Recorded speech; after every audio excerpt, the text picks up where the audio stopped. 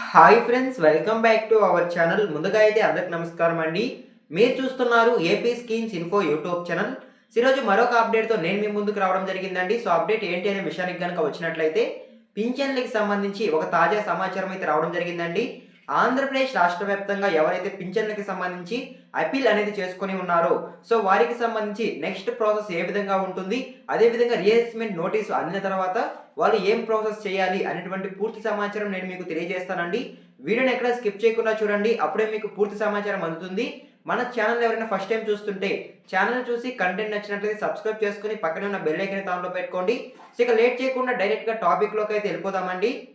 టాపిక్లో భాగంగా ముందుగా చూసుకున్నట్లయితే ఆంధ్రప్రదేశ్ రాష్ట్ర వ్యాప్తంగా ఉన్నటువంటి పింఛన్ లబ్ధిదారులకు ఈ అక్టోబర్ నెలలో పింఛన్లు రకము, అదేవిధంగా పింఛన్లు మార్పు, పింఛన్ల రద్దుకు సంబంధించి ఎవరైతే అప్పీల్ చేసుకొని ఉన్నారో వారికి సంబంధించి మరొక నోటీస్ ప్రభుత్వం అందించే అవకాశం అయితే ఉంటుందండి. దీన్నే రీఅసెస్మెంట్ నోటీస్కి అయితే పంపించడం జరుగుతుంది.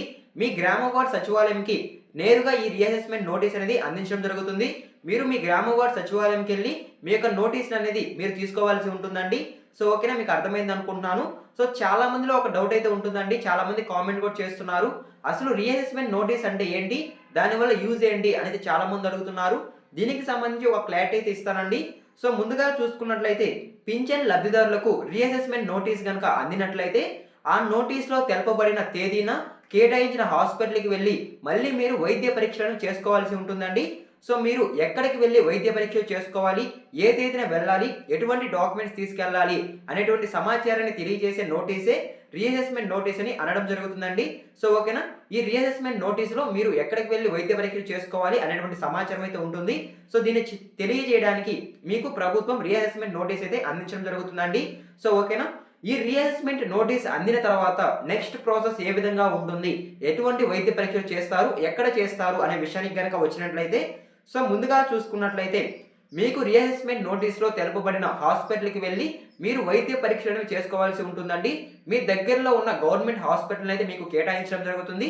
ఆ హాస్పిటల్కి వెళ్ళి మీ యొక్క సదరం సర్టిఫికేట్ని తీసుకెళ్ళి రిక్వైర్డ్ డాక్యుమెంట్స్ తీసుకెళ్ళి మీరు వైద్య పరీక్షలను చేసుకోవాల్సి ఉంటుంది. మీరు వైద్య పరీక్షలు చేయించుకున్న అనంతరం ఒక 15 రోజుల వ్యవధిలో లేదా 30 రోజుల వ్యవధిలో మీకు కొత్త సదరం సర్టిఫికేట్ అనేది జారీ కావడం జరుగుతుందండి. మీ గ్రామ వార్డ్ సచివాలయం దగ్గరికి మీకు కొత్త సదరం సర్టిఫికేట్ అనేది రావడం జరుగుతుంది. గ్రామ వార్డ్ సచివాలయం సిబ్బంది మీకు వచ్చి కొత్త సదరం సర్టిఫికేట్ అనేది ఇవ్వడం జరుగుతుందండి. ఈ సదరం సర్టిఫికేట్ అనేది జారీ అయిన తర్వాత మీకు పింఛన్ పంపిణీ చేయాలా, పింఛన్ రద్దు చేయాలా, లేదా పింఛన్ రకము చేంజ్ చేయాలా అనేటువంటి సమాచారం అయితే ఉంటుంది. దాన్ని బేస్ చేసుకొని మీకు ఆంధ్రప్రదేశ్ రాష్ట్ర వ్యాప్తంగా పింఛన్ అనేది పంపించడం జరుగుతుందండి. సో ఓకేనా, మీకు అర్థమైంది అనుకుంటున్నాను. అదేవిధంగా ఒకవేళ పింఛన్ రద్దు నోటీస్ కనుక అందినట్లయితే సో మీకు పింఛన్ అనేది ఇంకా పంపిణీ చేయరండి. ఆంధ్రప్రదేశ్ రాష్ట్ర వ్యాప్తంగా మీకు పర్మనెంట్గా పింఛన్ అమౌంట్ అనేది నిలుపుదల చేయడం జరుగుతుంది. సో ఓకేనా, మీకు అర్థమైంది అనుకుంటున్నాను.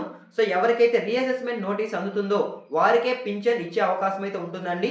రద్దు నోటీస్ అందిన వారికి పింఛన్ అనేది పంపిణీ చేయడం జరగదు. సో ఓకేనా, ఇది మీరు గుర్తుపెట్టుకోవాల్సిన విషయం అండి.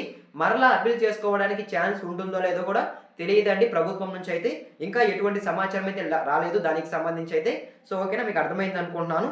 అదేవిధంగా నెక్స్ట్ చూసుకున్నట్లయితే ఇంతవరకు వికలాంగులు మెడికల్ పింఛన్లకు సంబంధించి ఎవరికైతే నోటీసు అందలేదో సో వారికి సంబంధించి కూడా త్వరలోనే నోటీస్ అందించే అవకాశం అయితే ఉంటుందండి.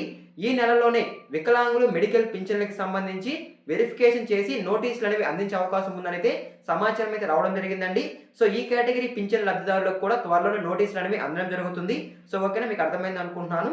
సో అదేవిధంగా నెక్స్ట్ చూసుకున్నట్లయితే ఎవరైతే పింఛన్లు అప్పీల్ చేసుకొని ఉంటారో వారి యొక్క వెరిఫికేషన్ పూర్తయ్యేంత వరకు, అంటే వైద్య పరీక్షలు చేయించుకొని కొత్త సదరం సర్టిఫికేట్ జారీ అయ్యేంత వరకు వారికి యథావిధిగా పింఛన్లు పంపిణీ చేయడం జరుగుతుందని కొండపల్లి శ్రీనివాస్ గారు అయితే తెలియజేయడం జరిగిందండి.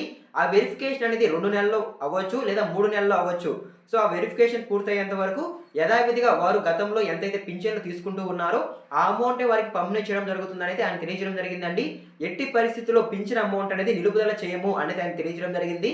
సో అదేవిధంగా నోటీస్ వచ్చిన తర్వాతే వారికి పింఛన్ రకము చేంజ్ చేయాలా లేదా రద్దు చేయాలా, యథావిధిగా పింఛన్లు పంపిణీ చేయాలా అనే దానిపై అయితే ఆలోచిస్తాము అని అయితే కొండపల్లి శ్రీనివాస్ గారు అయితే తెలియజేయడం జరిగిందండి. సో ఎట్టి పరిస్థితుల్లో పింఛన్లు అనేవి నిలుపుదల చేయరు. సో ఓకేనా, మీకు అర్థమైంది అనుకుంటున్నాను. ఈ అక్టోబర్ నెలలో కూడా ఎవరికి పింఛన్లు అనేవి నిలుపుదల చేయలేదండి, యథావిధిగా పింఛన్లు అనేవి పంపిణీ చేయడం జరిగింది. సో ఓకేనా, సో ఎవరైతే అప్పీల్ చేసుకొని ఉంటారో వారికి సంబంధించి నెక్స్ట్ ప్రాసెస్ ఈ విధంగా అయితే ఉంటుందండి. సో ఈ విధంగా ప్రాసెస్ చేసిన తర్వాత మీకు పింఛన్ అమౌంట్ ఇవ్వాలా, నిలుపుదల చేయాలా అనేది అయితే డిసైడ్ చేయడం జరుగుతుంది ప్రభుత్వం అయితే. సో ఓకేనా, మీకు అర్థమైంది అనుకుంటున్నానండి. సో ఇవాళ వీడియో టాపిక్ అయితే ఇంతేనండి. పింఛన్లకి సంబంధించి వచ్చిన తాజా సమాచారాన్ని 1 బై 1 అయితే నేను మీకు తెలియజేశాను అని అనుకుంటున్నాను. సో ఈ వీడియో మీకు నచ్చినట్లయితే లైక్ చేయండి. అదేవిధంగా మన ఛానల్ ఎవరైనా ఫస్ట్ టైం చూస్తుంటే ఛానల్ చూసి కంటెంట్ నచ్చినట్లయితే సబ్స్క్రైబ్ చేసుకొని పక్కనే ఉన్న బెల్ ఐకాన్ దాంట్లో పెట్టుకోండి. ఎండ్ వరకు చూస్తుంటే థ్యాంక్ యూ ఫర్ వాచింగ్.